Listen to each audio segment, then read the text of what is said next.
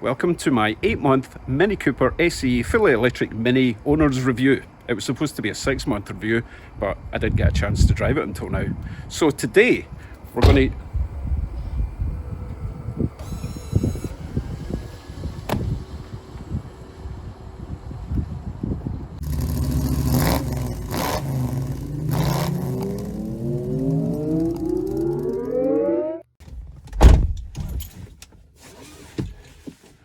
Hello YouTubes.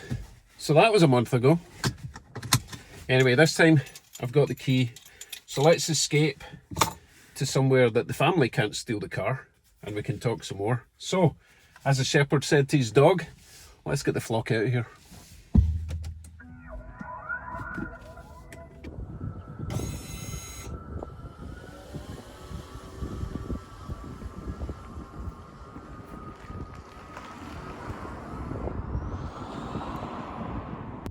Now, I did have a whole script written out for this video.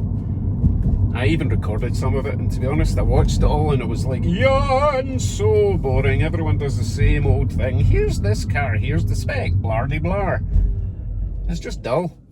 I think you would rather see what it was actually like to drive about in one, and I will randomly tell you what I think of things, and we'll talk about briefly range and cost of ownership, all that kind of stuff. But let's keep it as informal as possible, because really I don't want to be doing the same old.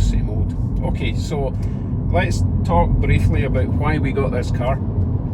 We had originally gone to test drive a Mini Cooper JCW, John Cooper Works, top of the range jobby, and while we were there they happened to have a couple of electric minis on the forecourt. We thought, you know what, let's give it a shot, see what they're like. So we drove an electric Mini for the first time, and that was the first electric car we'd ever driven, and we were absolutely astonished by the feel, the performance, the quality. I'm at a roundabout, and yeah, you have to stop at roundabouts here for pedestrians. It's very strange in Canada. Oh, come on people. Nope, there's another one. So while we were there, as I say, we drove the electric Mini, and then we drove the JCW, and astonishingly we did not like the JCW. It kind of felt slow. Now, the JCW is not a slow car. That's the petrol one, in case you were wondering, if you're here for the electric content only. It's not a slow car, but you do have to do things like change gear, right? I think they do an auto version, but who wants that? Okay, I know what you're saying, the electric Mini is technically an automatic, but it is and it isn't, okay? Anyway, we drove the JCW, decided it wasn't for us, went back and bought an electric Mini, and luckily for us, they just happened to have one on the forecourt with about 95% of the spec that we would want in a car anyway. Just for reference, if you want to go and buy an electric Mini now, you're talking 6 months to a year before you'll get one, so we were kind of lucky in that respect. So our little Mini Cooper SE is in a very nice metallic British racing green. It has a really nice off-white leather interior, fancy sound system, Harman Kardon. At least I think it's fancy, it sounds pretty good. There's speakers everywhere, it's ridiculous. For such a small car, you could do with like 2 speakers and a bass, that would do. But no, there's like 15 speakers. Anyway, that's good. What else do we have? We've got the piano black trim. It's actually got a dark grey roof liner instead of the matching white, which would have been a bit, I don't know, it might have looked a bit tacky. What else we got? Heated steering wheel, heated seats, like the usual refinements. What it doesn't have, the highest range, the highest spec Cooper SE would have, would be the heads-up display, the wireless charger, the wireless phone charger I mean, and the adaptive cruise control, which is for like in the highway, it'll slow you down if you're too close, or if a car in front is too close to you, it'll slow you down. We don't need that. We barely go on the highway in this car anyway, because that's not what we bought it for. We bought it as a daily localish commute, and for that purpose it's been perfect. So while we're on the subject of commute, let's talk about range and the dreaded range anxiety. We bought this car knowing that it had an expected range of about 110 miles on a full charge, which doesn't sound much, and indeed it's not much, but it's perfect if you only have a local commute and you have access to recharge it every night.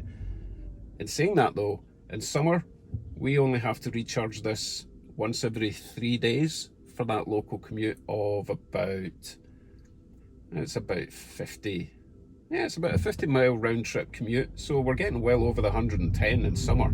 Drops a bit in winter, obviously, because you're using all your heaty stuff, like your steering wheel, your seat, your blower, your wipers, your lights are on more in winter because obviously it's still dark in the morning, so you do use a lot more power in winter, and your range is going to obviously decrease because of that. Was not a problem for us. As I say, you got a good charger at home, you don't have to worry about range anxiety. What I will say is we didn't get range anxiety, we got range frustration. Reason being, we did not expect this car to be quite so amazing to drive. I mean, we've had Minis before, we know they're good to drive, but you kind of want to drive it further on like fun road trips, and you can't really do that unless you plan your route with chargers in mind. So as I say, it's range frustration rather than range anxiety. You're choosing to drive further than it's supposed to do. If they eventually bring out a new electric Mini with a much higher range, that is going to completely destroy the market. Everyone's going to want one. Everyone kind of wants one now anyway. Okay, let's talk about cost of ownership. A lot of people out there are like, oh, I wish I could afford an electric car, oh, it must be nice, etc, etc. But the truth is, electric cars don't really cost much more than your average gasoline or petrol powered car. The savings though are massive and more than make up for the initial outlay of an electric car. I don't have to tell you about gas prices at the moment, it's ridiculous. But apart from even the gas prices, our insurance dropped by about $40 a month. The cost to buy this car per month increased by $20 a month. So we're actually we're saving $20 a month. So this road's really bumpy, and the Mini Cooper does have quite stiff suspension. I do apologise for that. So you're saving on obviously not paying for gas. You still obviously pay for electricity, but I touched on that in a previous video. The cost to charge this after a daily commute of about 40 to 50 miles is about $1. Okay, try paying $1 in gasoline, see how far that gets you. I'm not trying to smarm about the price of gas. We know it's expensive, and I do still have petrol powered vehicles, but I use this wherever possible because it's virtually free.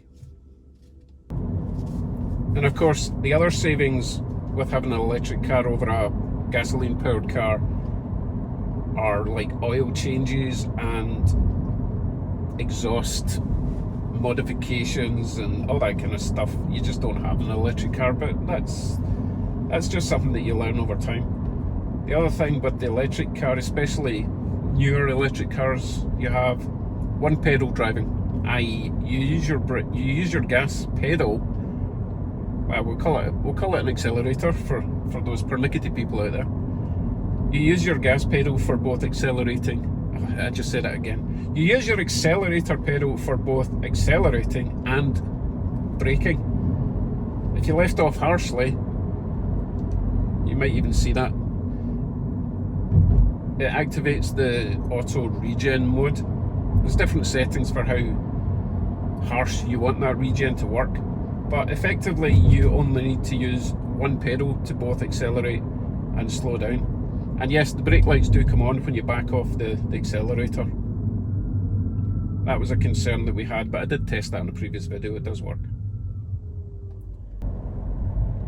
Right, let's talk fun factor. The Mini has it in buckets. Even though this is an electric Mini, it's still a Mini, and indeed it's still based on the original petrol powered Minis. So it's got the same great handling and suspension, all that kind of stuff. Difference being, it's obviously got a massive battery, but it's in the floor, so it's a bit heavier than your usual Minis, but the centre of gravity is nice and low, and it's got enough power to handle it all.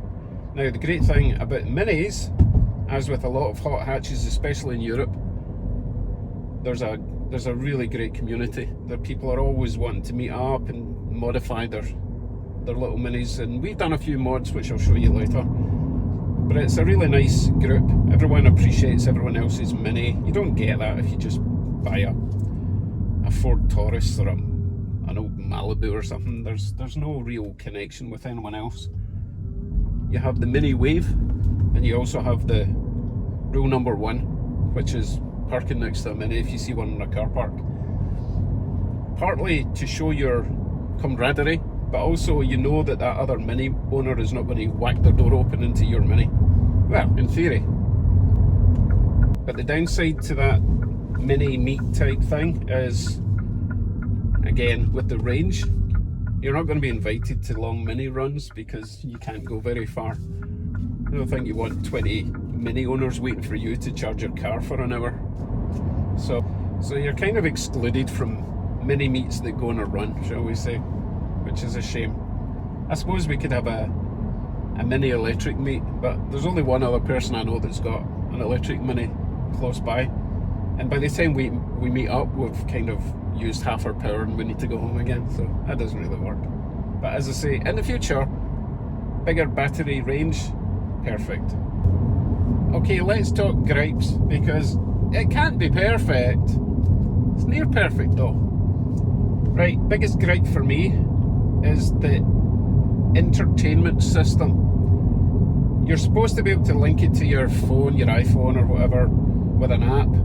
So when you get in the car, everything changes to your profile. It doesn't work very well. About the only thing I've noticed that changes is the driver's mirror.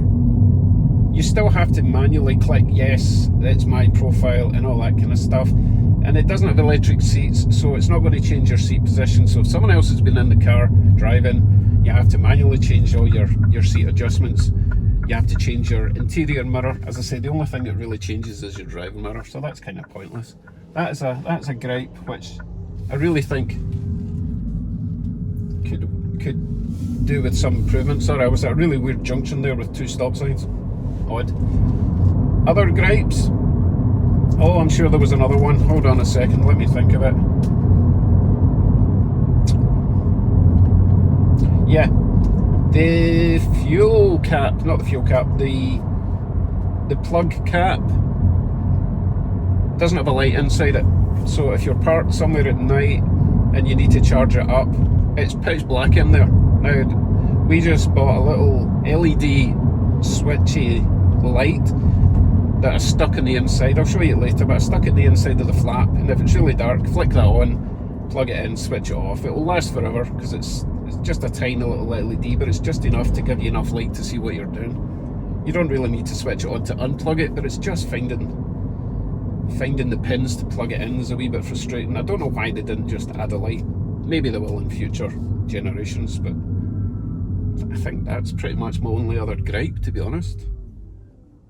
Had the car for, what, 9 months, and it's been perfect, other than the stupid entertainment system connectivity issue and the plug flap. Not bad. When it comes to mods in an electric car, you're kind of limited to just cosmetic mods. Let's face it, you don't want to be messing with any electronics to try and make it go faster. It's not why you bought the car. We bought this one to be individual, shall we say, and to make it more individual, we have added Union Jack sunroof stickery thing. We have also added wing mirror covers, Union Jack wing mirror. I think they're called blackjack because they're really dark. You can barely see unless the light's on them. We have also added a couple of bits and bobs in the inside that I'll show you. But I've recently my wife recently just bought a pair of mini under door courtesy lights, because the Minis only have one Mini logo light and it's on the driver's mirror, which is really nice, but it would be nice to have it on both sides. So I've got a couple of those lights to fit, and I'll do them tonight and see if they work, and I'll try and get them the right way around so that we don't have an in-em instead of a Mini. You see what I mean when I hopefully plug them in and switch them on, and hopefully got them the right way around. But they were cheap. These sort of mods for your Mini are fairly inexpensive.